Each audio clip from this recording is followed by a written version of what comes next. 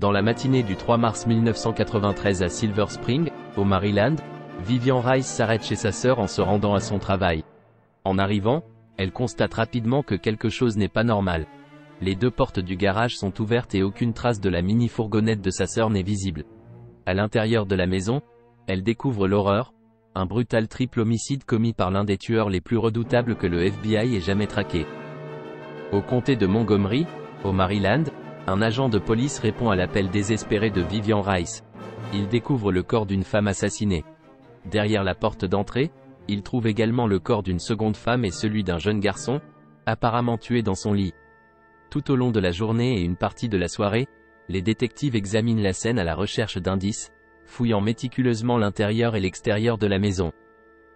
Les trois victimes sont rapidement identifiées. Mildred Horn, une mère divorcée de 43 ans travaillant comme agente de bord pour American Airlines, a été tuée de 3 balles dans la tête. Son fils de 8 ans, Trevor, quadriplégique et nécessitant des soins infirmiers 24 heures sur 24, semble avoir été mort asphyxié après avoir été débranché de son respirateur artificiel. Jenny Saunders, l'infirmière de 38 ans qui le soignait durant la nuit, a été tuée de 2 balles dans la tête, une dans le crâne et l'autre dans l'œil. Les experts, chargés de recueillir les indices, poursuivent leur travail, bien que peu d'éléments probants soient trouvés. Un fragment de balle déformé est découvert près de la fenêtre de la chambre de Trevor. Des échantillons de sang sont recueillis à l'aide de coton-tige pour des analyses génétiques, révélant par la suite que le sang provient exclusivement des victimes. Espérant trouver des indices menant à un suspect, les experts recueillent tout ce qui pourrait s'avérer utile. À l'extérieur de la maison, ils découvrent une lime. Les policiers ne laissent rien au hasard, mais le meurtrier a été méticuleux. Le détective Craig Rittenberger, du service des homicides du comté de Montgomery, est nommé enquêteur en chef. Il tente par tous les moyens de dénouer les fils de ce triple homicide sans mobile apparent. Il déclara, dès le début de l'enquête, quelque chose nous a semblé étrange. Le contenu du placard de l'entrée avait été éparpillé sur le sol. Nous avons trouvé un sac à main appartenant à Mildred, mais aussi beaucoup de matériel stéréophonique, des télévisions, des bijoux et des fourrures, tous laissés sur place. C'était inhabituel. Si cela avait été un cambriolage ayant mal tourné, certains de ces objets auraient dû disparaître. La mini-fourgonnette de Mildred fut retrouvée non loin de la maison. Certaines de ses cartes de crédit avaient été volées, mais furent retrouvées le lendemain par un passant dans une rue voisine.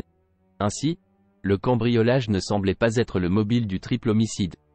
Il semblait même que le meurtrier avait volé délibérément les cartes de crédit et le véhicule pour brouiller les pistes, signe d'un acte professionnel. Interrogé sur un éventuel suspect, Vivian mentionna que l'ex-mari de Mildred, Lawrence Horn, pourrait être responsable. Elle demanda à la police d'enquêter sur lui. Il devint rapidement le principal suspect, comme l'indiquèrent tous les membres de la famille. Mildred et lui avaient entretenu une relation tumultueuse pendant plusieurs années. Dans les années 60 et 70, Horn s'était fait un nom comme producteur pour Motown Records, remportant quelques succès commerciaux, dont la chanson « Shotgun » de Junior Walker and the All-Stars. En 1973, il épousa Mildred, une agente de bord, et le couple déménagea à Los Angeles suite au déplacement de la compagnie depuis Détroit. La Motown ayant rencontré des difficultés financières, Lawrence fut licencié. Le couple divorça en 1987, mais les problèmes persistèrent, comme Bob Dean, l'adjoint du procureur du Maryland, allait le découvrir. Ce jour-là, nous menâmes des recherches au palais de justice sur Lawrence Horn. Nous cherchions à savoir s'il s'acquittait régulièrement de la pension alimentaire pour son enfant et à quel stade se trouvait la bataille juridique l'opposant à son ex-épouse. Quelques mois auparavant, il avait été reconnu coupable de ne pas avoir effectué un paiement de $18 000. En explorant davantage les documents judiciaires, les détectives ont découvert qu'au 3 mars, le jour des meurtres, la situation financière de Lawrence Horn avait nettement évolué. Avec la mort de sa femme et de son fils, il était désormais en mesure de percevoir $1,7 million, issu d'un règlement pour faute professionnelle liée à des dommages cérébraux subis par Trevor lors d'une opération. En cas de décès de Trevor, cette somme revenait à ses héritiers légaux, Mildred et Lawrence. Si Mildred décédait également, Lawrence serait le seul bénéficiaire. À la demande du détective Wittenberger, la police de Los Angeles a contacté Lawrence Horn quelques heures seulement après le meurtre. Il se trouvait chez sa mère à ce moment-là. Sa réaction aux nouvelles des meurtres a été jugée étrangement indifférente par les policiers, qui ont noté son comportement insolite. Horn a non seulement refusé de coopérer, exigeant un avocat, mais il semblait aussi uniquement préoccupé par le fait de savoir s'il était considéré comme suspect. La police l'a emmené pour un interrogatoire, lui demandant son alibi au moment des crimes. Horn a affirmé qu'il était avec sa petite amie, Shira Bogan, qui a plus tard confirmé ses dires. Si Horn, ou un complice, avait traversé un État pour commettre les meurtres, l'affaire relevait alors de la juridiction fédérale, ce qui a amené le FBI à intervenir. L'agent spécial Ed Roach a été désigné pour diriger l'enquête. Selon lui, l'affaire a immédiatement pris une dimension nationale en raison de la localisation du principal suspect à Los Angeles. Le FBI a donc été impliqué, avec le profilage psychologique effectué à Quantico et l'assistance du laboratoire judiciaire du FBI. Déterminés à trouver davantage de preuves, les détectives, accompagnés de chiens, sont retournés sur le site où les cartes de crédit de Mildred avaient été trouvées. Ils y ont découvert un morceau de métal très corrodé, appartenant vraisemblablement à une arme à feu. Wittenberger a envoyé cet objet au laboratoire du FBI pour analyse, révélant qu'il s'agissait du mécanisme de détente d'une carabine AR-7, une arme conçue pour être facilement démontable et transportable, facilitant ainsi son abandon par le meurtrier. Le meurtrier avait pris soin d'éliminer toute trace menant à lui en détruisant le métal où figurait le numéro de série de l'arme. Parfois, malgré de telles précautions, les experts parviennent à retrouver ce numéro. Mais dans ce cas précis, le meurtrier avait réussi à l'effacer définitivement. Un autre expert fut sollicité pour estimer depuis combien de temps la pièce d'arme se trouvait au bord de la route. L'analyse révéla que le degré de corrosion était cohérent avec le laps de temps écoulé depuis les meurtres, renforçant l'hypothèse que cette arme était celle utilisée pour le crime. Alors que le FBI poursuivait son examen de la pièce métallique, des détectives du Maryland interrogèrent Tiffany Horn, la fille de 18 ans de Lawrence et Mildred, étudiante à l'université Howard à Washington. Elle fut soumise au détecteur de mensonges et passa le test avec succès. Plus tard, le même jour, lors d'un entretien avec le détective Wittenberger, Tiffany révéla 3 informations cruciales. La première concernait un événement survenu à l'été 1992. Son père l'avait contacté pour lui demander de filmer l'extérieur de la maison de sa mère, ainsi que la chambre de Trevor. Trouvant la demande étrange, elle avait choisi de filmer uniquement Trevor et son infirmière, au moment où l'enfant était connecté à son respirateur. Elle avait ensuite remis la cassette à son père. Avait-il l'intention de montrer ces images à quelqu'un? Le 1er mars, 2 jours avant les meurtres, Horn avait de nouveau contacté sa fille pour s'enquérir de l'endroit où serait sa plus jeune fille, Tamiel, dans les jours suivants. Tiffany lui avait répondu que Tamiel passerait la nuit chez sa tante Vivian le 2 mars, car sa mère avait un vol tôt le lendemain. Il semblait que Horn avait calculé le moment propice pour commettre les meurtres. Tiffany partagea également un autre détail au sujet de la nuit des meurtres. Vers 2h30, elle avait accidentellement appelé sa mère en essayant de joindre son petit ami, ayant appuyé sur le mauvais bouton de son téléphone. Après s'être excusée, elle avait raccroché. Cet appel permit au détective de préciser le moment des meurtres et de collecter d'autres informations pertinentes. L'infirmière, respectant son protocole, notait l'état de l'enfant toutes les heures dans un cahier. L'appel téléphonique à 2h30 du matin, ainsi que les dernières notes de l'infirmière datant de 2 heures et les résultats des autopsies, ont permis aux enquêteurs de conclure que les meurtres avaient eu lieu entre 2h30 et 3h du matin. Le 11 mars, environ une semaine après les faits, Wittenberger et son collègue se sont envolés pour la Californie. Avec l'assistance de la police de Los Angeles, ils ont obtenu l'autorisation de fouiller l'appartement de Horn, où ils ont recueilli des centaines de cassettes audio et vidéo, des ordinateurs, des documents personnels, des carnets d'adresses, ainsi que des relevés bancaires et téléphoniques. Les experts ont commencé l'examen minutieux de ces éléments au poste de police. Les informations extraites des disques durs des ordinateurs de Horn ont révélé des milliers de pages imprimées, dont certaines contenaient des notes manuscrites par Horn lui-même concernant le règlement financier lié à Trevor. Ces documents ont confirmé les suspicions des détectives. Horn était parfaitement au courant de l'argent qu'il hériterait à la mort de son fils et connaissait les détails du règlement. Parmi les éléments saisis, un plan dessiné à la main du quartier de Mildred Horn a été découvert. Ce plan détaillé montrait les rues surlignées et identifiées, la maison de Mildred marquée d'une croix accompagnée de ses initiales, soulevant la question de l'existence d'un tueur à gages engagé par Horn. L'analyse des cassettes vidéo a révélé une vidéo particulière où Horn apparaissait devant sa télévision, affichant la date et l'heure précise du 2 mars 1993, à 23h45 en Californie, correspondant à 2h45 le 3 mars au Maryland, moment présumé des meurtres. Ce ruban semblait servir d'alibi pour Horn. Toutefois, une découverte encore plus accablante fut une cassette audio d'une conversation entre Horn et une personne non identifiée. Le message, bien que codifié, était explicite. L'enregistrement indiquait clairement que Horn se trouvait à Los Angeles à ce moment-là et impliquait son rôle dans les homicides, suggérant qu'il était le commanditaire des meurtres. Avec le support du FBI, les détectives ont obtenu les relevés téléphoniques de Lawrence Horn, répertoriant tous les appels qu'il avait reçus la semaine avant et après les meurtres. Si la plupart des appels semblaient banals, 4 appels interurbains ont attiré leur attention. 2 d'entre eux, passés avant les meurtres, provenaient d'une cabine téléphonique à Détroit. Les 2 autres, effectués tôt le matin le 3 mars, venaient de cabines près du domicile de Mildred Horn, l'une au restaurant Dennis, l'autre au motel Days Inn. Horn avait reçu un appel depuis le restaurant Dennis à 5h12 du matin, heure après les meurtres. Cet appel pouvait-il contenir la conversation suspecte tant recherchée? Qui était au bout du fil? Après avoir minutieusement examiné les registres des hôtels et motels locaux, les détectives découvrirent qu'une personne avait loué une chambre autour de minuit le jour des homicides, sous le nom de James Edward Perry de Détroit. James Edward Perry émergea rapidement comme un suspect clé, d'autant plus que Lawrence Horn avait des connexions musicales à Détroit, d'où provenaient certains des appels suspects. Les antécédents de Perry révélèrent une condamnation à 10 ans de prison pour avoir tiré sur un agent après une tentative de vol de banque au début des années 70. Depuis, il s'était reconverti en pasteur. Les détectives creusèrent plus profondément dans le dossier de Perry. Entre-temps, Wittenberger avait détecté une autre piste sur les relevés téléphoniques de Horn. Certains appels avaient été passés via une carte d'appel enregistrée au nom de Camilla McKinney. En se rendant à l'adresse associée à McKinney, les agents tombèrent sur Marsha Webb, ajoutant un nouvel élément à l'enquête déjà complexe.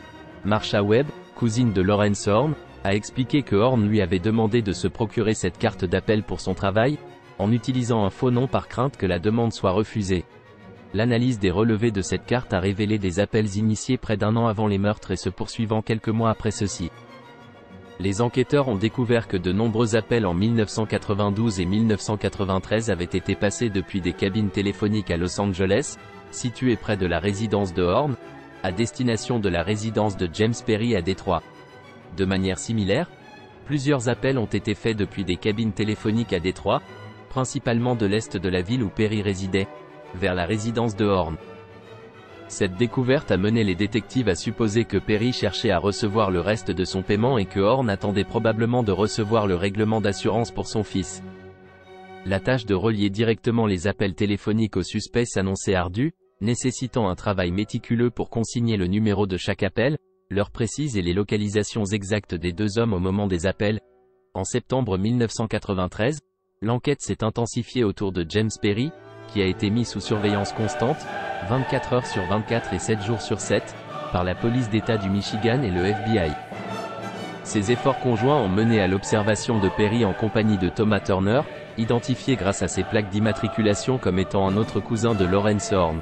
Turner, camionneur de profession et âgé de 52 ans, avait établi une amitié avec Perry durant leur temps en prison 13 ans auparavant, où Perry avait été condamné pour avoir tiré sur un agent de patrouille et Turner pour un vol de banque. Cette convergence de preuves et de connexions familiales a fourni aux enquêteurs des pistes significatives pour approfondir leur investigation, révélant un réseau complexe de relations et de motifs potentiels derrière le tragique triple homicide. L'identification de Thomas Turner s'est avérée être un moment crucial dans l'enquête. Cependant, les détectives cherchaient à accélérer le processus. Wittenberger et un agent de police ont adopté une stratégie pour provoquer une réaction, en rendant visite à Perry dans l'espoir qu'il contacte ensuite Horn. Lors de cette brève interaction, Perry a admis sa présence dans le Maryland le 3 mars, mais a nié toute connaissance des meurtres. En septembre 1993, après une attente de plusieurs semaines, les agents fédéraux ont finalement reçu l'autorisation de mettre sur écoute la ligne téléphonique de Lawrence Horn, une victoire obtenue grâce aux efforts de l'agent spécial Roach. L'objectif était de capturer une conversation incriminante entre James Edward Perry et Lawrence Horn, où l'un pourrait exiger le paiement restant ou reconnaître explicitement sa participation au meurtre. Cependant, Horn et Perry, conscients des risques, évitèrent toute conversation compromettante. À la mi-novembre, alors que l'enquête progressait, ils interrompirent toute communication directe. Malgré la persévérance des enquêteurs, Horn et Perry semblaient toujours avoir un coup d'avance, avec le FBI concentré sur l'établissement de preuves de leur implication respective depuis Los Angeles pour Horn et Détroit pour Perry. L'hypothèse que Thomas Turner, l'ancien compagnon de cellule de Perry, serve d'intermédiaire entre eux, a pris de l'importance. L'autorisation d'écouter les communications de Turner a été accordée, révélant qu'il jouait un rôle de messager entre Horn et Perry. Toutefois, Turner restait prudent, évitant toute déclaration pouvant être directement incriminante. Les agents étaient ainsi confrontés à une tâche ardue, écouter et cataloguer des centaines d'appels dans l'espoir de relier les discussions à des preuves concrètes de l'implication des suspects, un défi qui les plaçait dans une situation frustrante mais déterminée dans leur quête de justice. La surveillance intense de Lawrence Horn à Los Angeles, la filature 24 heures sur 24 de James Edward Perry, et l'écoute électronique de Thomas Turner à Détroit formaient une opération coordonnée visant à établir des preuves solides contre les suspects. Malgré la difficulté de lier directement les appels aux activités criminelles, les enquêteurs ont persévéré, confrontés à un travail exigeant une précision et une patience extrême. La situation a pris un tournant décisif à l'approche de la fête de l'Action de grâce. La découverte que Perry prévoyait de déménager a fourni aux enquêteurs l'occasion qu'ils attendaient. L'obtention d'un mandat de perquisition a permis une intervention risquée, étant donné le passé violent de Perry et sa possession d'armes. L'intervention d'une unité SWAT a neutralisé Perry sans violence, permettant aux détectives de fouiller sa maison sans encombre. La fouille a révélé une collection éclectique d'objets et de documents, dont des rubans magnétoscopiques, des relevés bancaires, des reliques vaudou, des magazines de mercenaires, ainsi que des livres sur des sujets tels que les enquêtes criminelles, le traitement des blessures par balle et l'analyse des taches de sang. Ces découvertes, étrangement déconnectées de sa prétendue vocation pastorale, ont soulevé des questions sur les véritables activités et intérêts de Perry. La trouvaille la plus troublante fut sa commande, 1 an avant les meurtres, de 2 livres au titre sinistre auprès de Paladin Press, payés par un chèque sans provision, Hitman, A Technical Manual for Independent Contractors, et How to Make a Disposable Silencer. La lecture de ces livres a révélé des similitudes frappantes avec les crimes commis chez Mildred Horn, fournissant aux enquêteurs des preuves concrètes de la préméditation et des méthodes employées par Perry. Les pièces du puzzle commençaient à s'assembler, offrant un aperçu de la planification méticuleuse derrière le triple homicide. L'utilisation par Perry de la mini-fourgonnette de Mildred pour rejoindre une voiture de location, comme suggéré dans les manuels, n'était qu'un exemple des nombreux parallèles troublants entre les recommandations des livres et les actions de Perry. Cette découverte a marqué un tournant dans l'enquête, fournissant aux détectives des preuves substantielles de la planification et de l'exécution des meurtres par Perry, et renforçant le lien entre lui, Horn, et l'affaire de meurtre qui les concernait tous. Les cartes de crédit trouvées près de la maison de Mildred Horn par un passant s'expliquaient par les recommandations du livre trouvé chez James Perry. Ce dernier conseillait de simuler un cambriolage en mettant la scène du crime sans dessus-dessous, en prenant certains objets pour les abandonner ensuite dans la rue, et même en laissant des pièces de l'arme utilisées sur place. La découverte d'une lime, comme conseillé pour être utilisée à l'intérieur du barillet d'une arme afin d'en effacer les marques, corroborait cette mise en scène. Les résidus chimiques trouvés sur la lime correspondaient à de la poudre explosive, renforçant le lien avec l'acte criminel. La mention dans le livre d'un fusil de calibre AR-7, l'arme dont le mécanisme de détente avait été trouvé, et l'utilisation de projectiles de calibre 22, reconnus pour leur popularité parmi les assassins en raison de leur capacité à se déformer à l'impact, compliquaient l'identification de l'arme mais s'alignaient sur les tactiques recommandées pour éviter la détection. En janvier 1994, l'enquête fit un bond en avant lorsque Thomas Turner accepta de témoigner devant le grand jury du Maryland, en échange d'une peine réduite. Sa déposition révéla que Lawrence Horn avait exprimé ses griefs concernant son ex-femme lors d'une visite en mai 1992 et que Turner lui avait alors recommandé James Perry. Bien que Turner n'ait pas divulgué plus d'informations, son témoignage était une pièce clé permettant d'établir un lien entre Horn, Perry, et le complot meurtrier. Cette avancée, combinée aux preuves accumulées, notamment les manuels sur les tueurs à gages et les enregistrements téléphoniques, a convaincu le FBI de la présence d'un complot et de l'implication directe de James Perry dans les meurtres. L'arrestation de Lawrence Horn par Wittenberger en juillet 1994 a marqué une étape importante de l'enquête. Malgré l'interrogatoire au poste de police, Horn est resté silencieux concernant les crimes, consolidant la détermination des enquêteurs à prouver sa culpabilité et celle de ses complices dans le tragique triple homicide. La surveillance ostensible de James Edward Perry par les agents du FBI à Détroit était une stratégie calculée pour le maintenir sous pression sans pour autant l'interpeller avant l'obtention officielle du mandat d'arrestation. Cette approche, visant à désorienter Perry tout en empêchant toute tentative de fuite, illustre la tension et l'anticipation qui caractérisaient cette phase de l'enquête.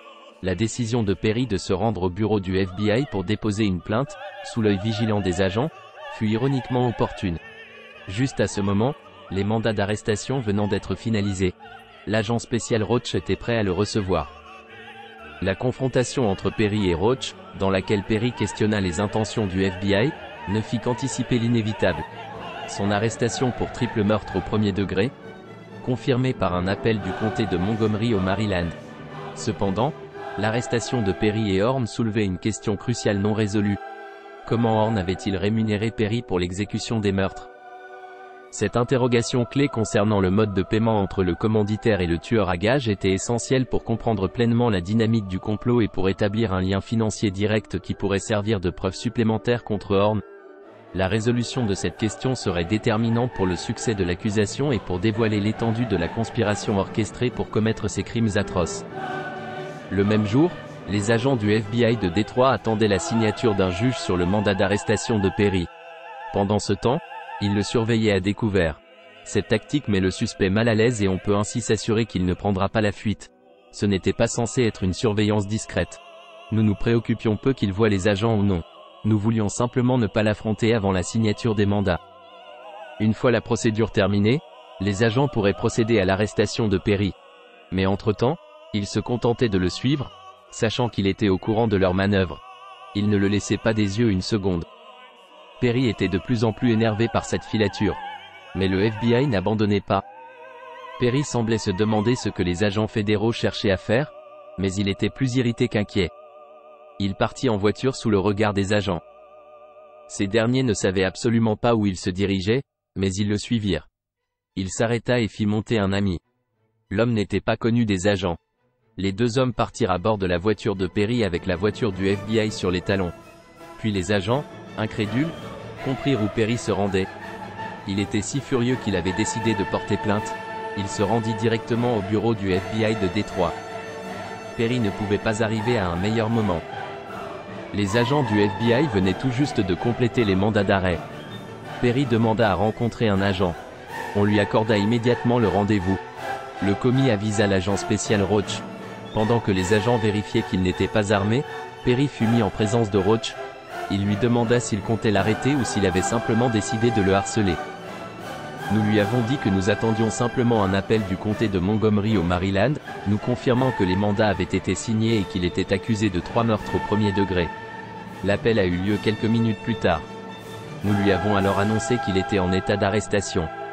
Mais même avec ces deux hommes en détention provisoire, une question n'avait toujours pas trouvé de réponse.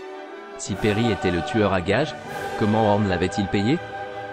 Après plusieurs mois de poursuites sans merci par les détectives d'État et le FBI, l'insaisissable Horn et son complice Perry étaient enfin en détention provisoire. Cependant, une question demeurait. Comment Horn avait-il procédé pour payer Perry? La réponse est apparue 2 mois plus tard, suite à un travail acharné des détectives. En examinant les résultats de la fouille de la maison de James Perry, nous avons découvert une photo montrant une série de cassettes audio lui appartenant. C'était la raison pour laquelle la photo avait été prise. Mais, sous ces cassettes, se trouvait une carte de Western Union. Nous avons recueilli une pile de relevés de Western Union montrant une série de transactions de Los Angeles à Pauline McGee, la petite amie de James Perry. La personne qui avait envoyé l'argent était nommée George Bernard Shaw. L'enquête devait donc se poursuivre pendant quelques mois encore. Après d'intenses recherches, Dean découvrit que l'homme portant le nom de George Bernard Shaw était décédé en juillet 1992, des suites d'un accident de voiture à Los Angeles. En consultant le La Times du jour du décès de Shaw, Dean trouva le lien entre celui-ci et l'enquête, un lien qui ne figurait pas dans son avis de décès. La une du journal annonçait le décès de Mary Wells, une star bien connue de la Motown pour ma génération. Je me suis alors rendu à la page des nécrologies et ai lu l'article sur sa mort. En bas à droite de la page, une liste d'autres décès attira mon attention. L'un d'eux était George Bernard Shaw, sans aucune information supplémentaire, à part le nom du cimetière. Lawrence Horn avait utilisé le nom de cet homme décédé pour réaliser ses paiements, utilisant l'argent qu'il avait réussi à économiser en attendant le règlement des assurances. Près de 2 ans après le triple homicide, les détectives avaient enfin reconstitué les événements. Ces meurtres avaient été froidement et délibérément planifiés pendant plus d'1 an. James Perry avait suivi à la lettre les instructions de son manuel. Il avait acquis un fusil modèle AR-7 et avait percé un trou pour en retirer le numéro de série, comme le suggérait le livre. Il avait ensuite fabriqué un silencieux jetable, se basant sur un autre manuel. Il transportait avec lui un sac contenant tout le nécessaire pour exécuter son plan, un uniforme brun qui lui permettrait de se déplacer dans le quartier de Mildred en se faisant passer pour un réparateur, ainsi qu'une paire de gants en latex afin de ne pas laisser d'empreinte digitale. Au cours des mois précédant le crime, Horn et lui avaient discuté à plusieurs reprises pour planifier chaque détail. À la demande de Perry, Horn lui avait envoyé un plan du quartier de Mildred et une vidéo de la chambre de Trevor. Horn avait choisi un jour où sa fille Danielle ne serait pas présente à la maison, la seule personne à avoir échappé à son terrible complot. Le jour convenu, Perry conduisait une voiture louée par Turner à Détroit. Il prit une chambre de motel près de la maison de Mildred dans le Maryland. Perry paya en espèces, comme recommandé dans le manuel, espérant qu'on ne lui demanderait pas sa pièce d'identité. Mais il n'eut pas de chance. Sans la photocopie de son permis de conduire, les policiers n'auraient probablement jamais résolu l'enquête. Nous avions du mal à croire qu'il avait commis une erreur aussi flagrante, prouvant qu'il était à Silver Spring, dans le Maryland, à la date exacte des meurtres. Il gara sa voiture sur le parking d'un centre commercial proche de la maison de Mildred et s'y rendit à pied, en suivant le plan fourni par Horn. À l'intérieur, l'infirmière Janice Saunders notait à 2 heures du matin les observations habituelles dans le dossier de Trevor. Perry s'approcha des portes arrière de la maison, conformément au plan. Les portes étaient verrouillées, mais il les ouvrit sans difficulté. Silencieusement, il pénétra dans la demeure, assembla son arme à feu et fixa le silencieux qu'il avait fabriqué. Il semble qu'il ait surpris l'infirmière sans qu'elle ne s'y attende. Mais quand le garçon cessa de respirer, l'alarme de son appareil se déclencha. À l'étage, sa mère se réveilla. Mildred Horn descendit au rez-de-chaussée pour comprendre ce qui se passait. C'est là qu'elle fut confrontée au meurtrier. Perry toucha Mildred au visage à 3 reprises. Puis, il tenta de maquiller la scène en cambriolage. Il prit ensuite les cartes de crédit de Mildred, comme le conseillait le manuel. Mais il semble que l'alarme du respirateur artificiel ait perturbé son sang-froid. Il s'en tenait aux instructions du manuel. En sortant, il lima rapidement le canon de l'arme pour déjouer les experts en balistique. Pour quitter les lieux au plus vite, il démarrait à bord de la mini-fourgonnette de Mildred et se rendit jusqu'à son véhicule. En chemin, il laissa tomber les cartes de crédit et les pièces de l'arme à feu. Mais seul le mécanisme de détente fut découvert. Un agent du FBI déclara : « Cette enquête nous a demandé énormément de recherches. Nous avons littéralement passé 1 an et demi, presque 2 ans à ne travailler que sur ce cas. » En septembre 1995, soit 2 ans et demi après les meurtres, James Perry comparut devant les tribunaux du Maryland. Bob Dean fut nommé procureur spécial en raison de sa connaissance approfondie de l'affaire. Perry fut condamné à la prison à vie pour complot et reçut 3 condamnations à mort pour les meurtres. Il attend actuellement son exécution au Maryland et n'a plus le droit de faire appel. Il n'a jamais admis avoir commis ces meurtres. Quant à Lawrence Horn, son procès débuta en avril 1996, dans une salle d'audience bondée du Maryland. Il fut confronté au même chef d'accusation que Perry et les mêmes preuves furent présentées.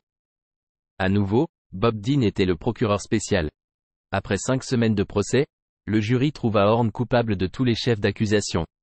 Il n'afficha aucune émotion. Et tout comme Perry, il ne passa jamais aux aveux. Le 13 mai, Horn fut condamné à 3 peines d'emprisonnement à vie, sans possibilité de libération conditionnelle. Il tenta d'interjeter appel, mais sa requête fut refusée. Il semble que Horn et Perry aient méticuleusement planifié ces meurtres, et ils auraient pu échapper à une condamnation. Les familles des victimes allaient bientôt connaître une autre victoire. Suite au meurtre, ils intentèrent une poursuite contre Paladin Press. À la fin mai 1999, ils remportèrent leur cause, touchant plusieurs millions de dollars et obtinrent la promesse que le manuel sur les tueurs à gages serait retiré du marché.